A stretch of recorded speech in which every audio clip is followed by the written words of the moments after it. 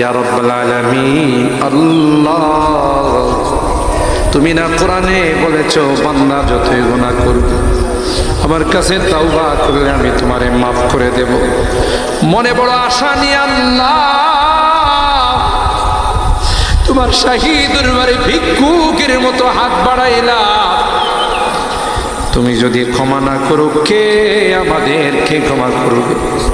কে আমাদের মাফ করবে? ভিক্ষুকে একজনের কাছে ভিক্ষা না পেলে আরেকজনের কাছে পায়। এক দুয়ার থেকে বিতাড়িত হলে আরেক দুয়ারে যায়। তোমার দরবার থেকে যদি মাহরুম হয়ে যায়, বিতাড়িত হয়ে যায়, কার কাছে যাব? কে আমাদেরকে ক্ষমা করবে? মালিক রে, কাঙ্গালের মতো হাত বাড়াইলাম, তাওবা করতেছি আর জীবনে